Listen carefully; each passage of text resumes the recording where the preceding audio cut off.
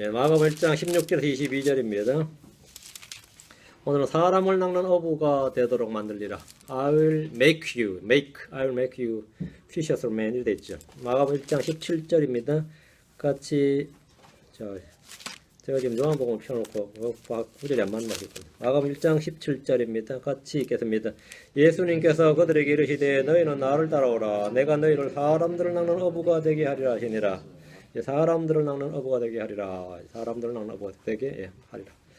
정말 기도합시다. 위대하시고 거룩하신 주 하나님 감사하며 함께 기도하시고 은혜를 베푸시고 주의 복을 풍성히 허락해 주셔서 주를 아는 지식에서 많이 자라도록 하시고 주께서 저희를 부르신 그 부르심을 따라서 그 부르심의 상을 따라서 높으신 부르심 그 부르심을 따라서 살아가도록 도우시길 간구합니다.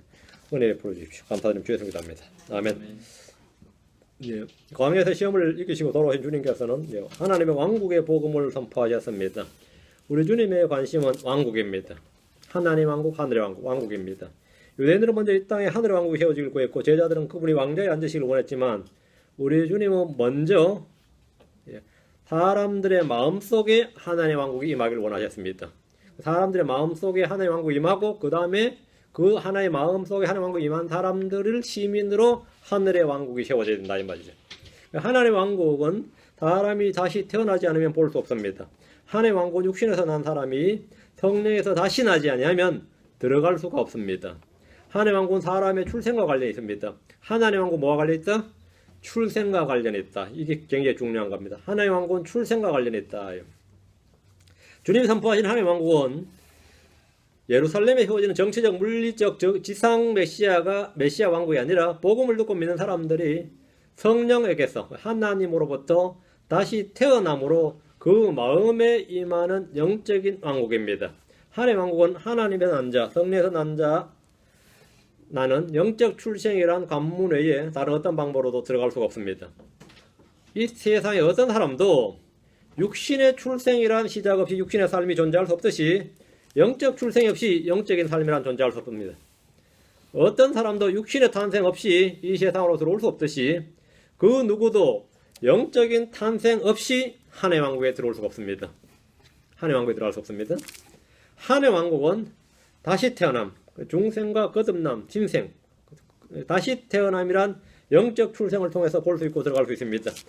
디도서 3장 5절에 그분께서 우리를 구원하시되 우리가 행한 의로운 행위로 하지 않으시고 오직 자신의 긍휼을 따라 다시 태어남의 씻음과 성령님의 새롭게 하심을 하셨고 다시 태어남, 리제너레이션이죠. 다시 태어남의 씻음과 성령님의 새롭게 하심으로 다시 태어남이란 말씀에 주목하십시오. 그래서 우리 주님은 내가 너에게 이르기를 너희가 반드시 다시 태어나야 하리라 한 것에 놀라지 말라 이렇게 말씀하셨습니다. 너희가 반드시 다시 태어나야 하리라. 하나님의 왕국은 다시 태어남, 출생과 관련이 있다. 이거 출생과. 그렇죠? 하나님의 왕국은 사람의 행위나 업적이나 능력이나 재물이나 권세나 혈통이나 그 사람 민족이나 종교나 뭐 이런 거하고는 아무런 관련이 없고 오직 하나 영적 출생으로만 들어갈 수 있습니다. 주님이 선포하신 왕국의 복음이 이겁니다. 지금 15절 말씀에 때가 찼고 하나님의 왕국이 가까이 왔으니 너희 회개하고 복을 믿으라 이 말씀은 그리스도를 믿음으로 사람이 다시 태어나야 한다는 겁니다. 크리스천은 교육이나 훈련이나 종교적 수행이나 학문이나 또는 선하고 의로운 행위나 율법 준수를 통해서 되는 것이 아니라 출생으로 되는 겁니다. 다시 태어나야만 되는 거다 이 말입니다. 우린 누구에서 났습니까? 성령에게서 났습니다. 누가 나왔습니까? 하나님께서 자신의 진리의 말씀으로 우리를 낳으셨습니다. 무엇으로 태어났습니까? 썩지 아니할 시 곧 살아있고 영원히 거하는 하나님의 말씀으로 난 겁니다. 자기 출생에 대해서 정확히 알아야 됩니다. 누가 나를 낳았고 무엇으로 낳았고 어떻게 태어났는지를 정확히 알아야 돼요. 무엇으로 태어났느냐? 썩지 않을 시 곧 살아있고 영원히 가는 하나님의 말씀으로 되었느니라 이렇게. 베드로서 1장 3절에 너희가 다시 태어난 것은 썩을 씨에서 난 것이 아니요 썩지 아니할 씨에서 난 것이니 살아있고 영원히 가는 하나님의 말씀으로 된 것이니라 했습니다. 예수님께서 친히 하나님의 왕국을 선포하셨습니다. 주님이 갈릴리에서 이 복음을 선포하실 때 하나님의 왕국은 듣는 사람들 가까이 그들 한가운데 계셨습니다. 예수 그리스도 자신이 하나님의 왕국의 본체고 그 왕국의 왕이시고 실체이시기 때문입니다. 예수님은 요한이 감옥에 갇힌 뒤에 하나님의 왕국의 복음을 선포하셨습니다. 주의 길을 예비하던 요한의 사역이 끝이 났습니다. 광야에서 외치는 자의 음성의 주인공이고 실체이신 말씀이 오셔서 복음을 선포하신 겁니다. 예수님은 요한처럼 음성이 아니라 말씀이십니다. 예수님 뒤에 오실 누군가의 길을 예비하는 전령이 아니라 그 예비된 길로 오신 하늘의 왕국, 하나님의 왕국의 왕이십니다. 전도서 기자가 말하기를 왕의 말씀이 있는 곳에 권능이 있나니 누가 왕에게 이르기를 왕께서 무엇을 하시나이까 할 수 있으랴 한대로 주 예수님의 말씀에는 권능이 있었고 그분의 말씀에는 권위가 있었습니다. 권위가 있어요. 오소로티가 있었다 이 말이면 오소로티가 권위가 없으면 먼저 그냥 한 말이 불과하죠. 권위가 있었다. 권위가 있었다 이 말은 오소로티가 있었다. 그걸 할 수 있는 허가권, 권능 이게 다 있었다 이 말이죠. 예수님께서 산에 오셔서 백성들을 가르치실 때 주의 말씀을 들은 사람이 깜짝 놀랐는데 그 이유가 뭡니까? 왜 놀랐다 그래요? 마태복음 7장 29절, 마가복음 1장 22절, 마태복음 먼저 보시고 다시 마가복음 돌아옵니다. 마태복음 7장 29절, 산상순을 들은 사람들의 반응이 이겁니다. 이는 그분께서 권위를 가진 자로서 그들을 가르치시고 서기관들과 같지 아니하셨기 때문이더라. 권위를 가진 자로서 가르쳤다. 사람들이 그래서 놀랐다는 거죠. 갈릴리 사람들은 안식일에 해당해서 주께서 가르치시는 말씀을 듣고 깜짝 놀랐습니다. 왜 놀란 겁니까? 왜 놀랐어요? 왕으로서의 권위가 있었기 때문입니다. 마가복음 1장 22절에 그들이 그분의 교리에 깜짝 놀라니 이는 그분께서 권위를 가진 자로서 그들을 가르치시고 서기관들 같이 아니하였기 때문이더라. 권위를 가진 자로서 그들을 가르치시고. 똑같은 말에도 그렇죠. 권위를 가진 자가 하는 말과 안 가진 사람이 하는 말은 전혀 다르죠. 권위를 안 가진 사람이 하는 말은 효력이 없다고요. 그건 견해에 불과하죠. 권위를 가진 자가 하는 말은 뭐죠? 그건 바로 그것이 정책이에요. 그것이 바로 법이고 그것이 바로 실체단 말이죠. 실제단 말이죠. 주님의 외모는 모양도 없고 우아함도 없고 흠모할 만한 아름다움도 없었지만 그분에게는 서기관들과 같지 않는 권위가 있었습니다. 우아함도 없고 아름다움도 없는데 뭐가 있었다? 권위가 있었다. 왕관을 쓰고 왕복을 입은 제 백성들 앞에서 서실 것도 아니고 대제사장의 옷을 입고 성전에서 말씀을 전한 것도 아님에도 불구하고 주님의 말씀에는 뭐가 있었다? 권위가 있었습니다. 그분은 유대인들의 왕, 의의 왕, 평강의 왕, 성도들의 왕, 만왕의 왕이시고 왕국의 소유자로서 권위를 가지셨기 때문입니다. 광야에서 돌아오신 예수님께서 왕국의 복을 선포하실 때 그분은 이미 하나님의 기름 부음을 받으셨습니다. 주님이 권위를 가지고 한다는 말은 뭐냐면 대언자들은 주께서 말씀하시느니라 이렇게 이랬죠. 대언자들은 주님은 내가 말하노니 이렇게 말한다고요. 주께서 말씀하시노라가 아니라 항상 주님 뭐라고요? 내가 말하노니. 그 뭐에 자기가 뭐라는 거예요 도대체? 권위를 가진 자다. 그 말은 뭐죠? 하나님의 말씀에 권위를 가진 하나님의 말씀 하나님 자신이단 말이지. 나는 그 주님은 항상 너희는 뭐 이렇게 들었거니와 뭐 이러하였다. 그러나 나는 너에게 말하노니. 그러나 주는 너에게 말하노니 이게 아니고 그러나 나는 너에게 말하노니가 듣는 사람 입장에서는 어떻게 되는 거죠? 자기가 하나님이네 이거죠. 지가 하나님이야 완전히. 그런데 지가 하나님이야 네가 믿고 안 믿고는 그 사람들 문제고 주님은 하나님이셨습니다. 그래서 주님은 말씀 자체를 대언자들이나 서기관들이나 랍비나 회당장 제사장 어떤 누구처럼 말하지 않고 항상 진실로 내가 너에게 말하노니 이렇게 진실로 내가 너에게 말하노니 내가 앞에가 내가예요. 이거 뭐냐 이거. 주님은 사운드나 보이스가 아니었다 이거. 주님이 바로 말씀이셨다 이거죠. 그러니까 주께서 이같이 말씀하시느라 뭐 만군의 주께서 이와 같이 그게 아니라 내가 너에게 말하노니 내가 내. 그 듣는 사람들이 깜짝 놀라는 거죠. 깜짝 권위를 가진 자로서 말하더라. 권위를 가진 자로서 이거 뭐죠? 로서처럼 가치가 아니라 로서 권위를 가진 자로서 그들을 가르치시고 서기관들과 같이 아니하기 때문이더라. 그러니까 주님은 단 한 번도 뭐 아마도 글쎄다 뭐 이런 게 없었어요. 항상 단정적이지. 주님 말씀하시는데 혹시나 아마도 내 생각에는 그런 건 아예 없어요. 주님은 그런 게 없다. 왜? 주님 자신이 하나님이기 때문이죠. 하나님이기 때문에 그런 건 있을 수가 없습니다. 광야에서 돌아오신 예수님께서 왕국의 복을 선포하실 때 그분은 이미 하나님의 기름 부음을 받으셨습니다. 그러니까 주님은 왕이신 거죠. 누가복음 4장 18절, 사도행전 10장 38절. 그러니까 주님은 지상에서 부활하시기 전에 말이에요. 이미 부활하시기 전에 왕이셨습니다. 누가복음 4장 18절. 주의 영께서 내게 임하셨으니 이는 그분께서 내게 기름을 부으사 가난한 자들에게 복을 선포하게 하셨기 때문이라. 기름을 부으사 이 기름 부음을 받은 거죠. 그분께서 나를 원하신 것은 마음이 상한 자를 고치며 포로된 자들의 구출을 눈먼 자들에게 다시 보게 함을 선포하고 상처 입은 자들을 자유롭게 하며 이 복음을 선포하게 하실 때 기름 부음을 받으셨다. 그래서 자기는 왕으로서 권위를 가진 자로서 선포하셨다. 그리고 가르치셨다. 예수님은 공생을 시작하시면서 백성들의 자신이 하나님의 기름 부음을 받은 메시아 그리스도요 왕이심을 분명하게 선포하였습니다. 사도들 역시 기름 부음을 받으신 예수님에 대해서 분명하게 증언했습니다. 사도행전으로 가면 10장 38절, 사도행전 10장 38절, 하나님께서 나사렛 예수님께 성령님과 권능으로 기름을 부으심에 그분께서 두루 다니시며 선을 행하시고 마귀에 억눌린 모든 사람을 고치셨으니 이는 하나님께서 그분과 함께 하셨기 때문이라. 잘 보세요. 하나님께서 그분과 함께 하셨기 때문이라. 그 앞에 하나님께서 나사렛 예수님께 성령님과 권능으로 기름을 부으심에, 주님은 공생의 사역 기간 동안에 성령과 권능으로 기름 부음 받은 상태에서 일을 하시고 말씀하셨단 말이죠. 사람들은 그분을 알지 못했고 믿지 않았지만 예수님은 하나님의 아들로서 왕으로서 이 땅에 태어나셨고 왕으로서 죽임을 당하였습니다. 죽으셨습니다. 왕이신 분께서 친히 왕이시니까, 하나님 왕국의 왕이시니까 그 왕이신 분께서 왕국의 복음을 선포하는 거죠. 왕이신 분께서 왕국을 선포하신 거란 말이죠. 왕이신 분께서. 자, 16절로 본문을 마가복음 16절. 이제 그분께서 갈릴리 바닷가를 거니시다가, 이 거니시다가 하면 설렁설렁 걷다는 말이 아니라 워크에 그냥 갈릴리 바닷가로 걸어가시다가 말이에요. 시몬과 그의 형제 안드레가 바다에 그물러는 걸 보시니 그들은 어부더라. 그러니까 주님이 바닷가에서 뭐 산책하시고 설렁설렁 하시면서 이제 어부를 본 게 아니고 그들이 일하시는 곳으로 가신 거죠. 우리가 이제 거니시다가 이렇게 번역돼서 느낌이 오는데, 이제 그분께서 갈릴리 바닷가를 걸어가시다가 시몬과 그 형제 안드레가 바다에 그물러는 걸 보시더니 그들은 어부더라 했습니다. 갈릴리는 예수님의 복음사역의 시작이고 마침인 곳입니다. 갈릴리는 복음서의 헤드쿼터예요. 예루살렘이 아니라 갈릴리입니다. 헤롯이 육자 천사의 지시로 이집트에서 나온 요셉은 유다 지방으로 들어가지 못한 채 갈릴리 지방으로 들어감으로써 예수님은 갈릴리 나사렛에서 자라셨습니다. 갈릴리는 그 당시에 이방 땅으로 여겨지던 곳입니다. 갈릴리하고 유다, 그럼 갈릴리하고 유다는 뭐냐면 갈릴리하고 유다 사이에 지역이 사마리아가 있죠.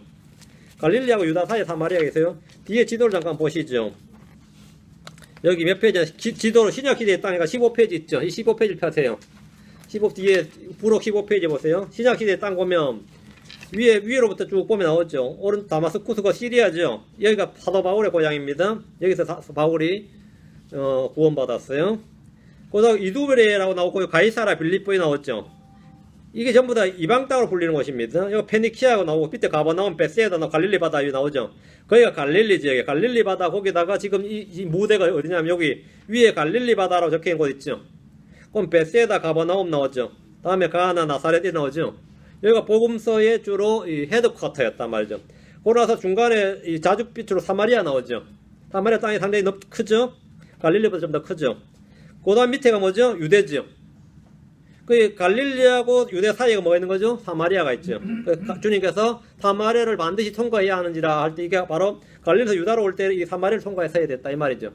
갈릴리가 지금 한국으로 치면 어떻게 되냐면 한국 한반도 땅이 있고 저 위에 간도 땅 있죠.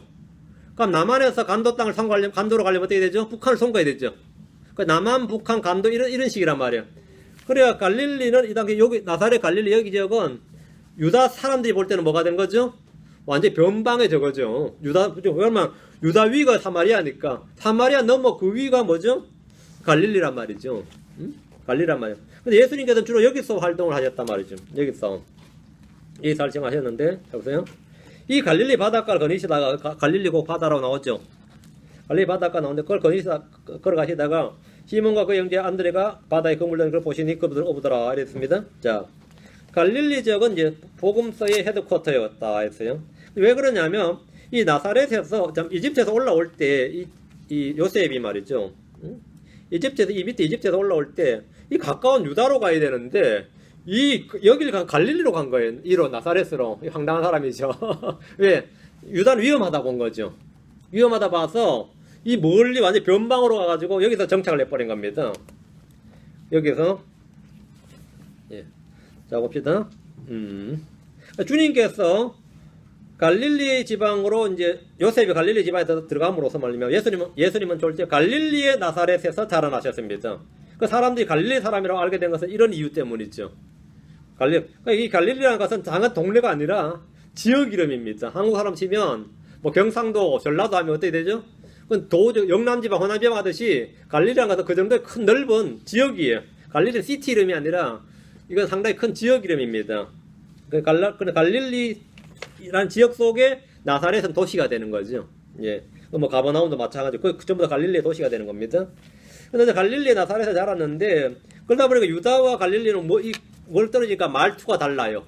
당연히 갈릴리 사람 만나면은 갈릴리 지방이네 그러거든요. 제가 누가 말 몇 만에서 어디서 오셨어요, 어디 뭐 출신이냐 이렇게 딱 한다고 액센트만 가지고도 근데 마찬가지로 베드로는 평생 동안 아마 갈릴리 액센트가 있었을 겁니다. 평생 동안 이게 뭐 금방 안 없어지거든요. 예루살렘 사람 입장에서는 좀 가소롭죠. 갈릴리 사람이 와서 뭐 막 한다는 자체가 뭐 그런 식이었어요. 갈릴리는 이 복음서의 본부에 해당되는 지역이었는데 그래서 사람들은 예수님을 갈릴리의 나사렛 대언자, 갈릴리 나사렛의 대언자 예수님 이렇게 불렀고 또 갈릴리의 예수라고 불렀습니다. 사도행전의 초기에 제자들의 사역은 예루살렘 중심이었습니다. 사도행전의 핵심은 헤드쿼터는 예루살렘이었는데 그 이후에 그 10장 이후에 이방인 크리스천들 그리스도인들 선교 중심은 시리아의 안디옥입니다. 시리아 안디옥에서 처음으로 크리스천이라는 게 나옵니다. 그리스도인이라는 말이 나와요. 안디옥에서 처음으로 그리스도인이라고 불리는 제자들이 나오는데 침례자 요한이 갇혔다는 소식을 들은 예수님은 예루살렘으로 가서 사역을 시작하지 않으시고 갈릴리에서 복음 선포를 시작하셨고 거기서 제자들을 부르셨습니다. 부활하신 후에 제자들은 갈릴리에서 다시 주님을 만났습니다. 그럼 왜 성전이 있는 예루살렘이나 다윗의 도시나 베들레헴이 아니고 당시엔 이방 땅으로 여기던 갈릴리가 이 픽이 되냐, 이 선택이 되냐, 주님께서 여기를 하셨단 말이죠. 이는 대언자 이사야를 통해 선포하신 말씀 때문입니다. 이사야의 이 말씀이 나온다 말이죠. 자, 마태복음 먼저 보시고 마태복음 4장 14절 16절. 마태복음 4장 14절 16절. 이것은 대언자 이사야를 통해 말씀하신 것을 성취하려 하심이라. 이르시되 스불론 땅과 납달리 땅과 요르단 건너편 바닷길 옆 이방인들의 갈릴리여, 어둠 속에 앉은 백성이 큰 빛을 보았고 사마의 지역과 그늘에 앉은 자들에게 빛이 솟아올랐도다 하였느니라 했죠. 이게 이사야서 9장 1절과 2절을 인용한 겁니다. 이사야 9장 1절과 2절을 인용한 말씀이에요. 그러니까 이사야에 이런 말씀이 있다 이거. 이런 말씀이 좀 놀라운 말씀이죠. 놀라운 말씀인데 이스라엘의 12지파인데 예. 잘 보시면 예. 이 구약에서 이 갈릴리 지역이 본래 12지파가 땅을 나누을 때는 이 지역이 스불론 지파의 땅이었고 예. 이 땅이 그리고 이 납달리 땅이었다 이거예요. 납달리 땅.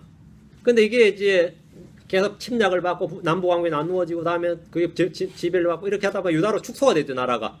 유다로 완전히 축소가 되면서 이 반토막도 못 차지한 거죠. 이스라엘이 자기 땅을 반토막도 차지 못했는데 그 이쪽으로 갈릴리 지역이 올 때 완전 이방의 갈릴리, 이방인들의 갈릴리요 이래 됐다. 이방인들의 갈릴리요 이렇게 이방 땅으로 여겨지던 곳이었습니다. 물론 사람들 민족은 이스라엘 사람들이 유대인들이었어요. 그런데 이방 땅으로 완전 뭐 혼혈도 물론 많이 됐고 이방인들도 많았습니다. 마치 한국 치면 뭐 간도 지역인데 이게 중국 땅입니까 한국 땅입니까 그러면 비슷비슷하잖아요. 그래서 우리나라 하면 한국 땅이라고 생각하고 중국 하면 자기들 땅이라고 생각하죠. 연해주도 비슷합니다. 우리나라 우리 땅인데 그쪽은 러시아 땅이라고 생각하는 그런 식입니다. 그리고 이 갈릴리가 지금 골째 그런 땅이 되어버렸는데 이사야가 벌써 그 땅을 그렇게 말했다는 거예요. 스불론 땅과 납달리 땅과 요르단 건너편 바닷길 옆을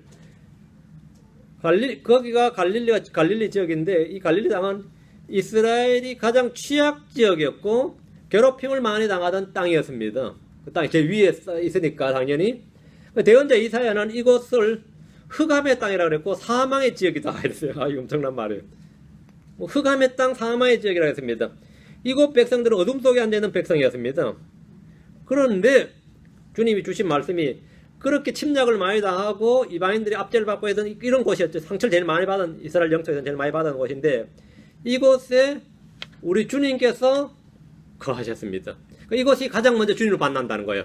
대신에 그래서 스불론 땅과 납달리 땅은 어쨌든 간에 영토적으로 뭐라 침략을 많이 받았지만 신약이 될 때는 가장 먼저 주님의 이적과 표적과 기적하는 주님을 가장 먼저 만나는 지역이다 이거예요. 그 주님은 여기서 활동할 것이다. 이 사람들 입장에서는 가장 복이 있죠. 예. 뭐 그 땅 사자는 모르겠지만 우리가 성경을 볼 때는 스불론 땅과 납달리 땅이 어쨌든 간에 유다 예루살렘이 아니고 유다 지파 땅이 아니라 거기 이방 땅으로 여기는 거기에 예수님이 먼저 오셔서 활동한다. 거기서 일하신다 이거예요. 이건 완전 하나님의 특혜입니다. 어떤 면에서 예루살렘이 아니라 이곳이란 말은 이 예루살렘 사람들 입장에서 이건 말도 안 되는 소리죠. 말도 안 되는 소리인데 분명히 이사야서 그렇게 돼 있다 이거예요. 이곳에 우리 주님께서 거하셨어요. 그냥 한두 해가 한 게 아니라 어릴 때부터 계속 하시고 공생의 사역도 이곳에서 하셨습니다. 부활하셔서도 이곳으로 오셨어요. 갈릴리에서 제자들 만난다고. 주님은 거기로 오셔서 가장 먼저 뭘 선포하죠? 하늘의 왕국을 선포하셨어요. 왕국의 복음을 선포하셨는데 왕국의 복음은 예루살렘 사람들이 아예 듣기도 전에 이 갈릴리 사람들은 듣게 된 거죠. 예수님 누군지를 가장 먼저 듣게 된 거예요. 가장 먼저 보게 되고 듣게 된 거죠. 산상수훈도 이곳에서 선포되었습니다. 산상수훈도 이곳에서 선포되었어요. 부활하신 주님은 이곳에서 제자들 다시 만났고 그들을 사도행전의 일꾼들로 삼으셨습니다. 대언자 이사야는 이사야 9장 2절에 어둠 속에 다니던 백성이 큰 빛을 보았고 사마에 그늘진 땅에 거하는 자들과 그들에게 빛이 비치었도다 라고 했는데 큰 빛이 임하여 갈 때 이 큰 빛이 바로 예수 그리스도입니다.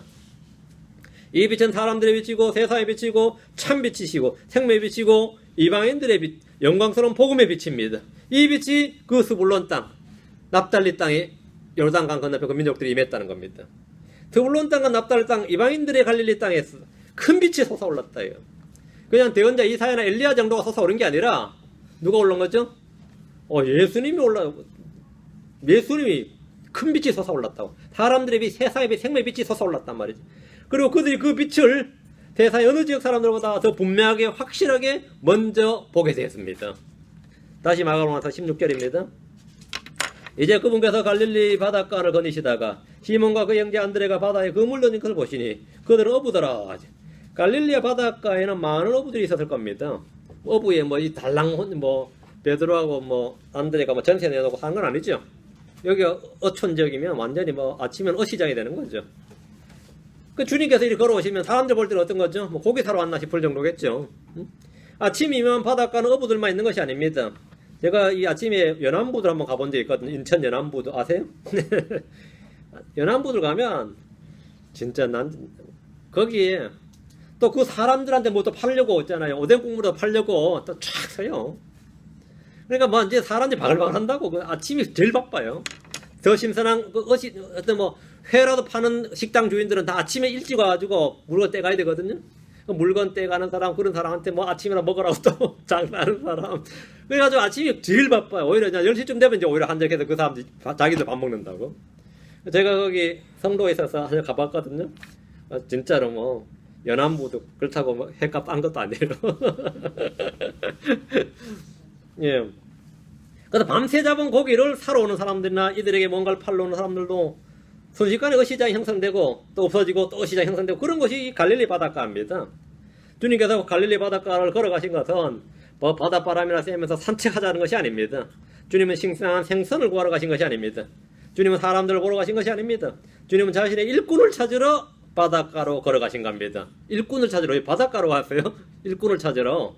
주님은 사람들을 보러 가신 것이 아니라 일꾼을 찾으러 갔어요. 주님은 시몬과 그 형제 안드레가 바다에 그물 던진 걸 보셨습니다. 아직도 이 사람들은 아침인데 일하고 있어요. 참 놀랍죠. 본래 이 갈릴리 호수에 이 바닷가 갈릴리 호수 워낙 크니까 바다라 불리는데 밤에 고기를 이 사람 밤에 고기를 잡습니다. 여기는. 근데 구약에서 주의 부르심을 받은 사역자들이 주로 목자들이었죠. 아브라함이나 이삭이나 야곱이나 모세나 다윗이나 다 목자들이었죠. 그러니까 구약에서 주로 목자들 주님이 부르셨다면 신약에서 부름받을 자들은 주로 어부들이었습니다. 주님은 제사장 그룹이나 율법사들이나 서기관들이나 바리새인들이나 회당의 랍비들 중에서는 단 한 명도 택하지 않으셨습니다. 주님은 지혜로운 자들이나 강한 자들이나 고귀한 자들이나 부자들을 제자로 부르시지 않으셨습니다. 부르시질 않으셨습니다. 한 명 불렀는데 그는 거절했지요. 부르시지 않으셨습니다. 고린도서 1장 26절에 형제들아 너희를 부르신 것을 보라. 너희가 보거니와 부르심을 받은 자로서 육체를 따라 지혜로운 자가 많지 아니하고 강한 자가 많지 아니하며 고귀한 자가 많지 아니하도다. 이 말씀대로 주님께서 부르신 제자들은 지혜로운 자나 강한 자나 고귀한 자가 없었습니다. 제사 12제자 중에는 없었어요. 주님의 부르심과 선택의 기준은 세상과 다릅니다. 주님의 선택은 외모를 따르지 않습니다. 왜 그렇습니까? 이유가 있어요. 하필이면 그런 사람을 부르느냐 말이죠. 왜 그런 사람을 부르신 것 같아요? 이유와 목적은 다 있습니다. 고린도서 1장 27절에 나옵니다. 고린도서 1장 21절에 주님께서 택하신 이유가 나오는데 주님께서 어리석은 자들을 택하시는 것은 지혜로운 자들을 당황하게 하시기 위해서입니다. 주님이 세상에 약한 것들을 택하시는 것은 강한 것들을 당황하게 하기 위해서입니다. 주님께서 세상에 천한 것들과 멸시받는 것들과 참 없는 것들을 택하신 것은 있는 것들을 쓸모없게 하시려고. 이게 참 멋있는 말이에요. 없는 것 있는 것 보세요. 있는 것들을 쓸모없게 하시려고 뭐 좀 가졌냐, 뭐가 좀 있는 사람이냐, 뭐 좀 그 사람 뭐 좀 있는 사람이냐 그러면 뭐 좀 있는 사람이야. 있는 자들, 있는 것들을 쓸모없게 하시고 어떤 육체도 주님 앞에서 자랑하지 못하게 하려 하심입니다. 그래서 주님께서 그렇게 택하셨다는 거예요. 이 원칙은 21세기에 사는 그 인재 선발 원칙과는 완전히 다르죠. 우리는 인재들을 선발하기를 원하지 이런 사람을 선발해서 어떡하겠다는 거예요. 근데 주님의 이 선발 원칙, 제자 선발 원칙이나 부르심의 원칙은 지금도 그대로입니다. 지금도 그대로. 지금도 주님은 바닷가를 거니시고, 지금도 낮에 놀고 있는 사람들 없나 하고 거니시고, 지금도 말이죠. 가끔 교회 내에서도 외모를 자랑하기 위해서 유학을 가고 석사나 박사학위를 얻고자 애를 쓰는 목회자들이 많이 있습니다. 예, 나는 쓸모없는 자가 아닌데 난 쓸모없는 자라서 부름받은 게 아니에요. 이런 말 하고 싶었어. 뭔 말인지 알겠어요?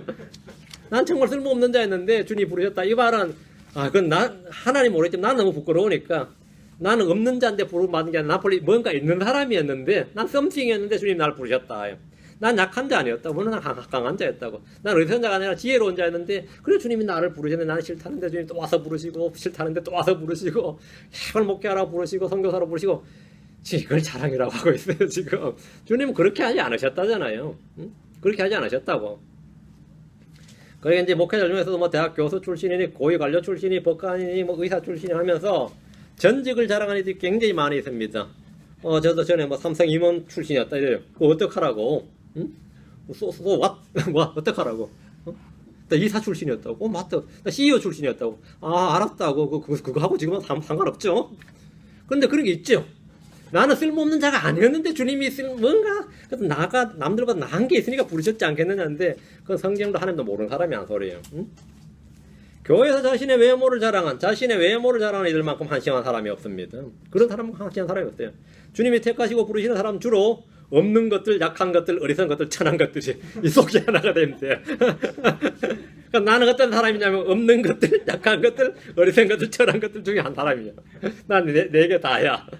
저는 이 네 개 다에 해당돼요. 나는 그래서 부름받은 사람이에요. 주님이 부르는 일반적인 원칙이 제너럴한 케이스고 특별 케이스는 아니에요. 꼭 자기는 특별 케이스가 되고 싶어 하지. 난 사도 바울처럼 부름받아서 이걸 원하지. 그렇죠. 훗날 사도들이 예루살렘에서 복음을 전했을 때 사람들은 이들의 경력과 이력과 배경을 한눈에 알아봤습니다. 사도들이 복음을 전하는데 듣는 사람들, 예루살렘 사람들은 도시 사람들이란 말이죠. 갈릴리 사람들이 와서 복음을 전하니까 한번 보시죠. 사도행전 4장 13절. 사도행전 4장 13절. 이제 저들이 베드로와 요한의 담장을 보고 그들이 학문 없는 무식한 이래 돼 있죠. 학문 없는 무식한보다는 좀 이상하네 이거는. 킹잼 성경에 보면 unlearned ignorant거든요. unlearned. 그 뭐냐면 배운 것이 없고 무식한 사람들인 줄로 알았으므로 이상하겠으며가 내가 놀랐으므로입니다. 놀랐으며 또 그들에 대해 그들이 전에 예수님과 함께 있던 것을 알았더라 했죠. 그러니까 예루살렘에서 이들이 복음을 전하니까 베드로와 요한의 담대를 보고 그들이 어떤 사람들 알았다고요? 배운 것이 없고 무식한 사람들인 줄로 알았으므로 이래 됐다고요. 그러니까 예루살렘 사람들은 이들이 하는 연설만 딱 듣고 이들 설교만 딱 듣고도 뭘 한 거죠? 이들의 배경과 전직을 한눈에 딱 알아본 거예요. Unlearned and ignorant. 배운 것도 없고 못 없다? 무식하더라. 예. 그 뭐 말 몇 마디만 들어도 알거든요. 이 어휘가 틀려요. 이 배운 사람은 이 용어가 자체가 틀린다. 복음도 전할 때 마찬가지인데 이 용어가 틀려요. 저는 지금이야 제가 정말 제가 어휘 수준을 완전히 낮춰서 뭐 완전히 쌍스러운 소리도 하고 왔는데 우리 집사람이 그냥 부끄러워해요. 옛날에 전혀 그렇게 안 전했습니다. 옛날에 항상 그 터미널러지가 달랐어요. 그 용어가 그렇게 왜 그렇게 했느냐면 뭔가 있어 보이려고. 나 없는 사람이 아니야. 나는 무식하고 없고 천하고 약한 게 아니단 말이야. 난 배운 놈이야. 난 배운 놈이야. 배운 놈 티내야 돼. 그렇죠? 난 없는 놈이야. 있는 놈이란 말이야. 응? 나 책 안 읽은 놈이야. 많이 읽은 놈이야. 이렇게 보이고 싶으니까 아니면 그렇게 은연중에라도 풍겨진다. 그렇게 생각한 거죠. 근데 킹잼성 여기 보면 말이죠. They were unlearned and ignorant men 했어요. 지금 성령 충만을 전하는데 이런데 지금 나타나는 반응이 뭐 이래, 그죠?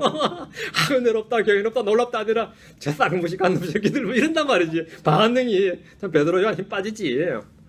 우리도 참 배웠어야 되는데 그게 어촌 갈릴리 어부 출시다 보니까 그 말이 그대로 나오거든요. 저도 이 목사님 중에 한 분이 지금 목사 안 하시는데 뭐 하냐면 농사 지어가지고 트럭에 싣고 다니면서 그 마이크 잡고 한 거 있죠. 싱싱한 뭐가 왔습니다 하는 거 있죠. 그것만 오래 하시는 분인데 목회자가 하시니까 비슷하게 나와요, 톤이. 저 양반 전에 뭐 하던 사람이야? 그래. 듣는 사람들이. 저 양반 전에 뭐 하던 사람이야? 웬만하지 안 듣고. 싱싱한, 그러니까, 전에 그거 했던 사람이니까, 맞다, 거기서 들었다. 톤이, 그러단 말이죠. 이것도 지금 비슷하단 말이죠. 응? 옛날 이북 사람들 말이에요. 기도시키면 말이죠. 환경도 이때 내려온 사람들. 야, 대표 기도시키면 듣는 사람 시험 들어요. 하나님 아버지 하면 이제 하는데, 와, 이거 완전히 듣는 사람 시험 들어. 저 쌍무시간 놈, 여기서 대표 기도 다시 시키지 말아요. 막 따지듯이 하는, 기도를 막 따지면 햇바가듯이 해요. 막 햇바가듯이. 응? 주체하지 않겠습니까? 하는데. 황당하죠. 근데 이제 베드로 요한이 전하는데, 그게 지금 딱 예루살렘 사람 딱 들었을 때 뭐는 거죠? 저놈들은 they were unlearned. 배운 게 없는 놈들이다. and ignorant. 무식한 놈들이다. 이거. 그렇게 딱 말하는 거야. 그 사도들은 말이죠. 그들은 사도들이 되기 전에 주님께서 이제 너희들이 큰일 해야 되니까 왕국 복음 전파해야 되니까 지금부터 공부를 해야 된다. 지금부터 학위를 가야 돼. 이렇게 주님은 그런 걸 안 하시고 말이죠. 그냥 데리고 다니시면서 가르칠 건 안 가르치시고 안식일이랑 미리랑 비벼 먹게 하고 말이지.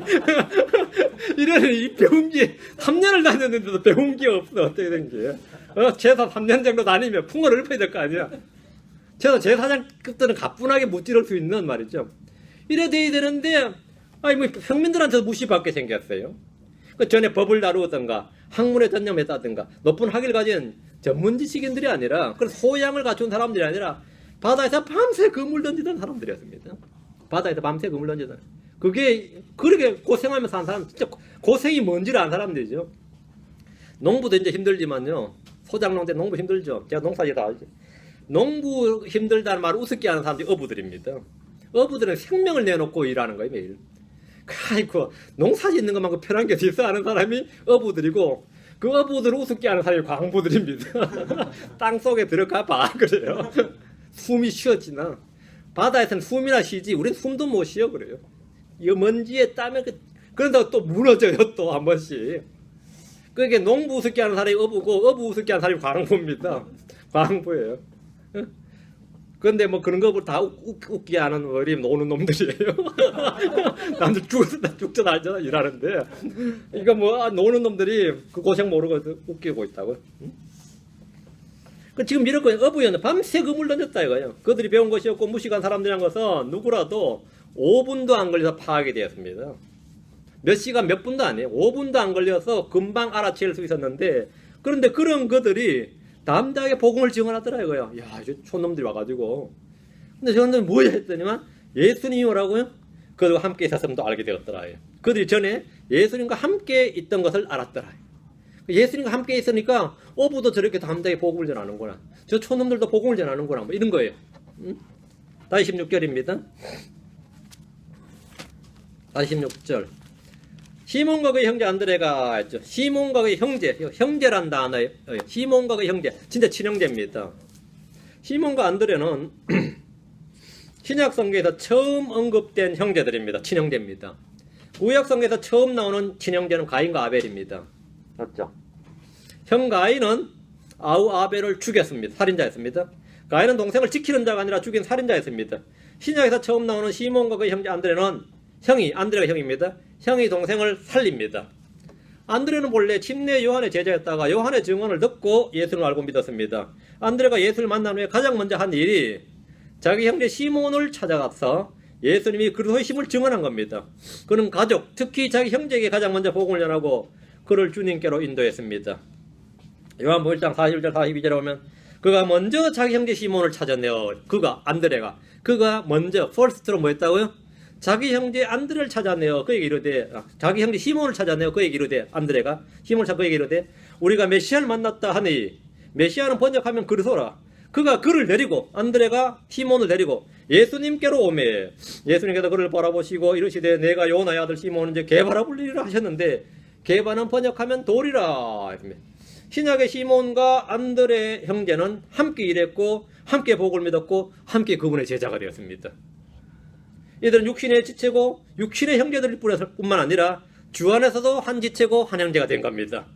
구약과 신약의 선명한 대조를 분명히 볼 수 있는데 이는 성령께서 그렇게 기록하셨기 때문입니다. 구약의 첫 번째 형제는 서로 죽이는 관계였고 신약의 첫 번째 형제는 서로 살리는, 모든 것이 회복되는 정반대죠. 베드로에 대해서 몇 가지 짚어봅시다. 베드로는 본래 이름이 시몬입니다. 본래 이름이 시몬, 히브리의 본래 이름이 시몬이고 주님은 그의 이름을 게바, 이렇게, 게바는 시리아어입니다. 히브리어가 아니고 게바는 시리아 아람어예요. 게바, 그 당시에 이 갈릴리 지역이 아람어가 국어였어요. 아람어가 갈릴리 지역에서 이 아람어는 국어였어요. 게바는 번역하면 돌인데 번역하면 이제 돌이라 그랬죠. 근데 이제 요한복음 1장 42절에 내가 요나의 아들 시몬은 이제 게바라 불리리라 하셨는데 게바는 번역하면 돌이라. 번역하면 돌인데 어느 나라 번역, 원래 뜻이 시리아어니까 번역하면이죠. 시리아어니까 히브리어 번역하면 뜻이 돌인데 이 돌에 해당되는 헬라어가 페트라입니다. 페트로스예요. 페트로스. 그게 베드로입니다. 그래서 게바에 해당하는 헬라어가 뭐냐면 헬라가 베드로예요. 그 신약 성경은 게바라 이름은 총 6번이 사용되고 베드로라 이름은 155회가 나옵니다. 그 게바라 이름은 거의 사용되는데 베드로라 이름이 거의 주로 사용되죠. 사울이라는 히브리어 이름보다 바울이라는 헬라어 이름이 훨씬 더 많이 사용되는 것과 같습니다. 베드로는 안드레 형제입니다. 베드로는 요나의 아들입니다. 요한의 아들이 아닙니다. 요나의 아들이에요. 성경에 보면 요나의 아들 했는데 개역성경에 보면 요한의 아들로 나와요. 그럼 말이 안 됩니다. 왜? 주님께서 바요나 시몬아 내가 복이 있도다 이랬습니다. 바요나 시몬, 바가 아들이란 뜻입니다. 그 바요나니까 요나의 아들이죠. 예를 바돌로메 그렇죠. 바 예수, 바가 아들이란 뜻입니다. 우리가 뭐 맥 아들 그죠. 맥이 그 아들 그 같은 거예요. 그러니까 바가 그런 뜻이니까 바요나 시모나 그러니까 시몬은 누구의 아들이라고? 요나의 아들이죠. 근데 바요나 개혁에서 보면 바요나 시모나 해놓고는 뒤는 또 요한의 아들 일어났어요. 그러면 이제 말이 안 되지요. 바요나인데 또 요한의 아들이에요. 그 킹제임 성경에 맞는 거죠. 이제 여러분 뭐 복음성 과정에서 뭐 요한의 아들 시모나 근데 그건 아니고 요나의 아들 시모나 이래야 됩니다. 요나의 아들 시모나 그런데 왜 요한이라고 그런지 모르겠어요. 그냥 아마 개혁 성경 때문에 그렇죠. 개혁 성경 오르죠. 베드로는 3번 주님을 부인했는데 3번을 부인했다는 말은 그냥 부인했다 정도가 아니라 네가 제자냐는데 나 아니라 그러니까 제자직을 사임을 한 겁니다. 나 이제부터는 예수님의 제자 아니다. 베드로는 이 예수님을 부인하면서 자신이 죽게 받은 제자의 직분과 사도의 직분을 함께 내려놔 버렸는데 주님은 그를 다시 회복해 주셨습니다. 믿음이 없을 때 베드로의 직업은 어부였습니다. 그는 처음 부름받을 때 바다에서 그물을 던지고 있었고 부활하신 후에 주님이 다시 갈릴리에 오셔서 베드로를 애들아 하고 부를 때 뭐하고 있었죠? 그물 던지고 있었습니다. 똑같이 그물 던지고 있었습니다. 믿음이 있을 때 베드로의 직업은 예수로의 제자고 사도고 그분의 증인이었습니다. 그때는 이제 사람을 낚는 어부가 된 겁니다. 베드로의 고향은 베세다입니다. 베세다. 갈릴리 윗지역이죠. 갈릴리 호수라면 위의 지역입니다. 갈릴리에서 이제 고기를 잡은 겁니다. 다시 마가복음 1장 17절. 제가 마가복음 좀 가볍게 하려고 그랬더니 이게 지금 가볍게가 안 되네요. 마가복음 1장 17절입니다. 예. 예수님께서 그들에 이르시되 너희는 나를 따라오라. 내가 너희를 사람들 낚는 어부가 되게 하리라 하시니. 나를 따라오라. 내가 너희를 사람들 낚는 어부가 되게 하리니. 본래 어부였는데 이번에 뭐 고기 낚는 생선, 고기 낚는 어부가 아니라 사람을 낚는 어부가 되게 하겠다. 예. 주님 바다에서 그물을 던지는 시몬과 안드레에게 너희는 나를 따라오라. 내가 너희를 사람들 낚는 어부가 되게 하리라 하셨는데 주님은 사람들의 외모를 존중하거나 중시하지 않으시지만 그가 예전에 했던 일, 경력을 무시하지 않습니다. 바다에서 고기를 낚는 어부였던 시몬과 안드레를 불러서 사람들을 낚는 어부로 만들어 주시겠다고 말씀하셨습니다. 바다에서 어부로 일했던 이들이 주님을 따름으로 혼을 넣는 어부가 된 겁니다. winning soul, soul winner가 된 거죠. 혼을 얻는 어부가 되었습니다. 주님은 광야에서 양들을 치던 목자였던 모세를 불러서 이스라엘의 목자가 되게 하였습니다. 주님은 아버지 양떼를 치던 다윗을 불러서 이스라엘을 먹이는 목자로 삼으셨습니다. 우리는 이전에 했던 일들이 주를 믿은 후에 아무 쓸모없는 일이 되는 것이 아니라 모두 합력해서 선을 이루고 유익하게 사용될 수 있습니다. 이전에 뭐 했다고 부끄러워할 거 없어요. 난 전에 학원 강사였거든요. 사람들 다들 나한테 눈치채. 학원 강사 스타일이라 그래요. 성경 가르칠 때는 뭐 할 때 보면 좀 그런 것 같다 그래요. 이 클라린스 라킨 목사님은 제도사, 설계사였습니다. 근데 예수님 부름을 받고 나서는 자기 그 자하고 건축 설계, 건축에 관련된 모든 걸 다 이제 더 이상 평생 쓸 일이 없겠구나 해가지고 설계도가 필요 없는 줄 알고 전부 다 싹서 이제 치워버렸는데 성경 예언을 공부하면서 그림 그리고 표시할 일이 많아져가지고 다시 설계도 끄집어내서 이 도표를 그린 게 그게 세대적 진리입니다. 그게 세대적 진리예요. 전직이 쓸모없는 게 아니더라 이 말입니다. 그래서 자기는 본래 설계사 출신이었다 보니까 성경 구절 전부 다 이 건축 도면 설계 표시하듯이 해가지고 성경 예언에 관한 뭐 라킨을 따라갈 사람은 아직도 없습니다. 라킨만큼 철저하게 그 잘해놓은 사람이 없어요. 성경 구절 마치 설계 도면을 그렸듯이 부분을 그렸는데 전체를 다 맞춰 보니까 모든 그림이 완전히 맞는 걸 보고 아 이건 주님께서 내게 조명해 주셨다 했어요. 이건 주님께서 내게 조명해 주셨다 이거. 그래서 확신을 했습니다. 엄청난 거죠. 몸을 고치는 의사가 주를 만난 후에 혼을 고치는 의사가 될 수 있습니다.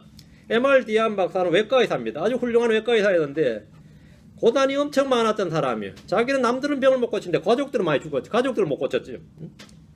그런 사람이 라디오 방송 설교자가 돼가지고 상담을 했는데 디안 박사 라디오 한번 이 설교 시작하면 말이죠. 시청자들 전부 다 그 시간에 스테이 튠 했습니다. 그래가지고 수백만 수천만이 들었어요. 디안 박사 라디오. 이거는 우리 공공방송보다 이 청취자 더 많았습니다. 그리고 상담 시간에는 전화를 받는데 하도 이 상담을 잘해가지고 상처난 혼들을 치유하는 가장 유능한 의사였는데 자신이 칼 잡고 사람 몸을 찢을 때 그 수술할 때 그 몸을 치유했던 것보다 이 마이크를 잡고 혼을 치유했던 사역이 훨씬 더 컸습니다. 그 의사가 그냥 뭐 아무것도 아니었다. 여기는 찰스 피니는 굉장히 위대한 변호사였습니다. 근데 피니 목사가 되고 나서 하는 말이 내가 이 목사가 돼서 내 전에 전직이 변호사 검사였거든요.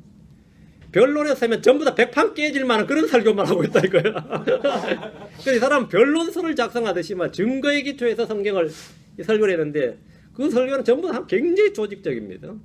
전직이 필요 없는 게 아니에요. 필요 없는 개그맨이었던 어떤 사람이 주를 만난 후에 어떻게 나갔대요? 하나님을 웃겨서 개그맨이었던 사람 주를 만난 후에 지친 원들에게 기쁜 소식을 전해주고 즐거운 소식을 전해주는 목사가 되었습니다. 유행가를 부르던 어떤 사람 주를 만난 후에 찬양하는 가수가 되었습니다. 주님께서 나를 따르라고 하시면 그 뒤에 뭔가가 있습니다. 물건을 팔던 장사꾼이 주를 만난 후에는 주께 받은 문화를 사용해서 엄청난 이익을 남길 수 있습니다. 농사를 짓던 사람이 주를 만난 후에 주의 말씀을 뿌리고 인내로 열매를 거두는 훌륭한 농군, 훌륭한 일꾼이 될 수 있습니다. 아이들을 낳고 양육하던 가정주부들이 주를 만난 후에 혼들을 먹이고 그들을 유모처럼 양육할 수 있습니다. 우리 애 키우듯이 키우면 된다 이렇게. 우리 애 키우듯이 키우면 된다 이렇게. 우린 전에 무엇을 했든지 주님께서 빚어주시는 대로 새로운 일을 할 수 있고 새로운 사람이 됩니다. 그 뉴맨이 된 겁니다. 하나님은 변화의 능력자십니다. 물고기를 잡아서 생계를 잇던 어부들이 주를 따름으로써 주를 만나 주님을 따름으로써 그들은 사람들을 낚는 어부가 되어서 이것이 바로 진정한 변화입니다. 그럼 전에 도둑이었다가 살인자였던 사람은 어떻게 되는 거예요? 주를 만나면 전직을 어떻게 살려? 어떻게 살릴 것 같아요? 그래서 안에서 혼들을 훔치고 죽이는 사람이 되라는 게 아닙니다. 남의 것을 훔치던 사람이 주를 따르게 되면 그때보다 손수 일을 해서 나누어 주는 자가 되고 남들을 죽이던 자가 주를 따르게 되면 생명을 구하고 살리는 자가 됩니다. 여러분이 뭐 어메이징 그레이스 찍은 사람 있죠? 그 사람 노예상이었습니다. 노예상이었던 사람이 목사가 돼가지고 어메이징 그레이스가 된 거예요. 잔 뉴턴이죠. 그런 사람이 뭐 그리스 안에서 혼들을 훔치고 팔고 그 짓은 안 했다 이 말이지. 전직이 그렇게 해도 그렇단 말이야. 술주정뱅이였던 사람이 주를 따르게 되면 성령으로 충만하게 됩니다. 야, 술기운보다 이게 훨씬 더 낫네 그래요.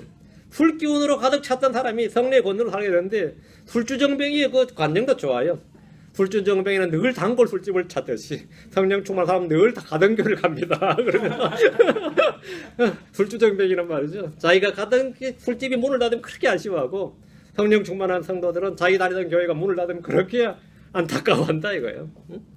술주정뱅이는 술친구를 만들듯이 말이에요. 성령 충만한 사람은 마찬가지 성령 충만한 사람을 친구로 만듭니다.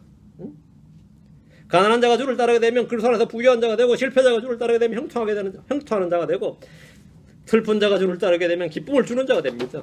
불평하던 자가 주를 따르면 화평케 하는 자가 되고 반역자가 주를 따르면 순종하는 자가 되고 음행하는 자가 주를 따르면 거룩한 자가 됩니다. 이렇게 돼야 되는데 이게 여전히 그렇다면 골치 아프지. 여전히 그렇다면 골치 아프죠. 단순한 자가 주를 따르면 지혜로운 자가 되고 없던 자가 없는 자가 주를 따르면 모든 것을 소유한 자가 되고 약한 자가 주를 따르면 강한 자가 됩니다. 부정한 자가 주를 따르면 깨끗한 자가 됩니다. 주님은 이전에 내가 어떤 사람이었든지 내가 어떤 일을 하며 살았든지 관계없이 나를 믿으라 나를 따르라 이렇게 말씀하십니다. 나를 믿으라 나를 따르라.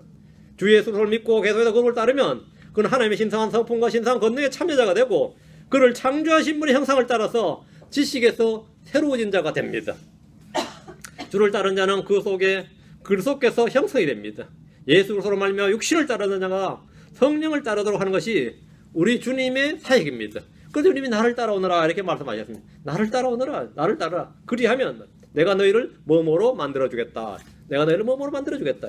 18절 주님께서 우리를 뭘로 만들어주신다고 말씀하셨어요? 아들의 형상으로 하나님 아들과 같게 만들어주겠다고 말씀하셨습니다. 여러분 모두 한 새 사람으로 만들어주겠다고 말씀하셨어요. 나를 따라오너라. 내가 너희를 뭐라고요? 뉴맨으로 만들어주겠다. 새 사람으로 만들어주겠다. 그리스도 형상이 그 안에 있는 그리스도 형상이 형성되는 아들의 형상에 비하는 그런 사람으로 만들어주겠다는 거예요. 그러니까 주님을 따르는 거죠. 부자 되게 해주겠다. 그렇게 안 하셨는데 그렇게 믿는 사람도 있지. 주님 말씀 안 하신 걸 믿는 사람이 있어요. 주님 약속 안 하신 것을 철석같이 믿고 기도하고 믿습니다. 그러면 그건 안 됩니다. 주님 말씀하신 걸 믿어야 돼요. 주님이 나를 이렇게 만들어줬다면 그럼 난 믿습니다. 주님이 나를 이렇게 하겠다. 그건 내가 그 약속을 내가 믿습니다죠. 주님이 약속 안 한 걸 자꾸 믿으면 그거 안 됩니다. 그거 헛된 믿음이라 그럽니다. 예. 18절입니다. 그 말을 들었던 베드로 안드레가 뭐라 그래요? 증거 보여봐 그러겠어요? 18절 계약서 쓴 것도 아니에요. 즉시 그들이 자기들의 그물들을 버려두고 그분을 따르니라. 즉시란 말. 즉시 그들이 자기들의 그물들을 버려두고 그분을 따르니라.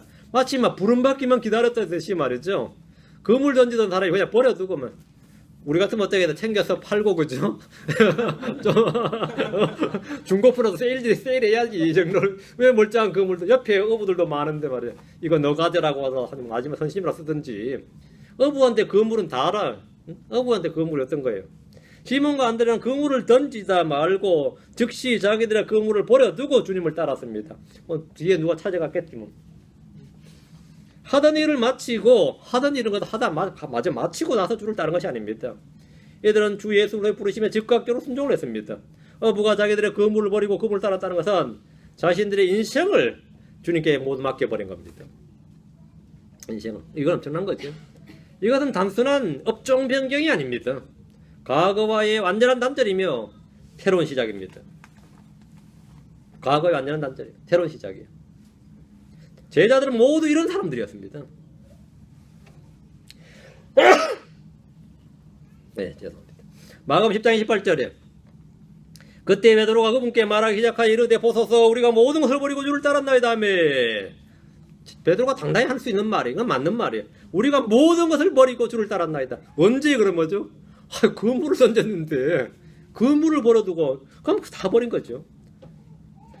보소서 우리가 모든 것을 버리고 란 말대로 그들은 모든 걸 버려두고 따랐습니다.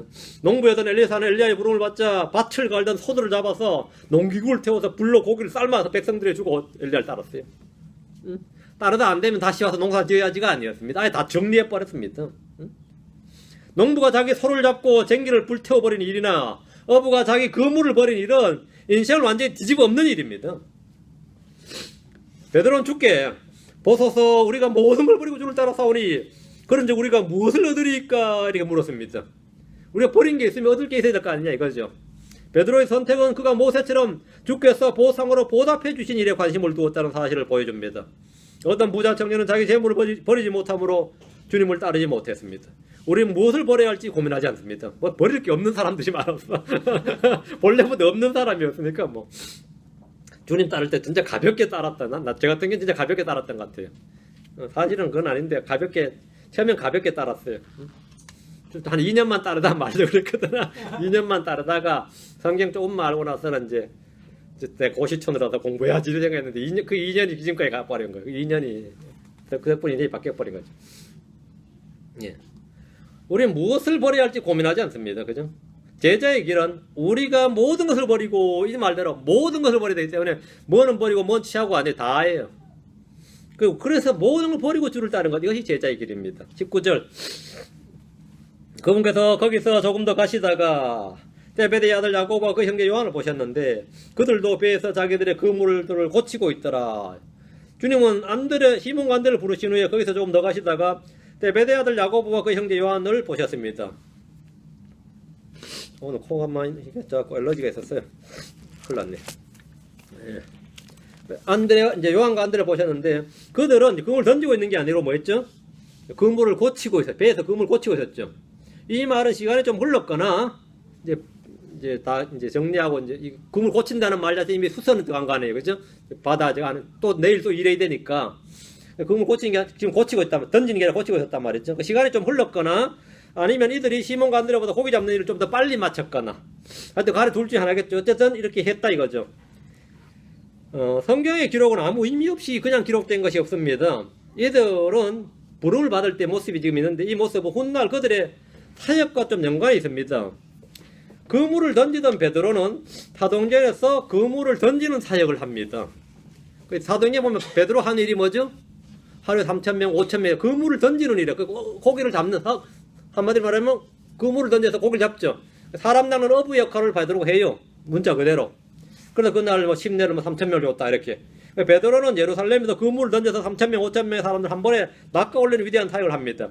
이와 달리 요한은 사도들 중에서 홀로 마지막 죽지 않고 홀로 마지막까지 살아남아서 AD 96년, 98년 그때까지 살아남아서 이미 세상에 들어온 교회에 들어온 적그리스도와 적그리스도 영, 그 교회로 들어온 그런 거짓 사역자들을 밝혀내고 경고하며 그들을 쫓아내도록 하면서 그물을 고치는 사역을 합니다. 요한의 사역은 뭐죠? 그물을 고치는 사역을 해요. 야, 이게 전직의 중요성인데. 여러분, 뭐 할 때 부름 받았어요? 예. 20절입니다. 즉시 그분께서 그들을 부르시니 그들이 자기들의 아버지 제베데를 품꾼들과 함께 배에 남겨두고 그분을 따라가니라. 야고보와 요한은 주께서 부르시자 일을 하다 말고 자기들의 아버지 제베데를 품꾼들과 함께 배에 남겨두고 주님을 따라갔습니다. 요한은 좀 부자였어요. 품꾼도 있고 아버지 아마 선주였던 것 같고요. 이게 나중에도 보면 좀 그렇게 나옵니다. 야고보 요한 어쨌든 아버지까지 버리고 갔어요. 그 야고보 요한은 자기 아버지인 세베대와 이 일로 의논하거나 허락을 구하지 않았습니다. 주님의 부르심에 즉각적으로 절대적인 순종을 했습니다. 직업을 버렸습니다. 가족을 버렸습니다. 주를 따르는 일보다 더 우선을 둘 수 있는 것은 아무것도 없었습니다.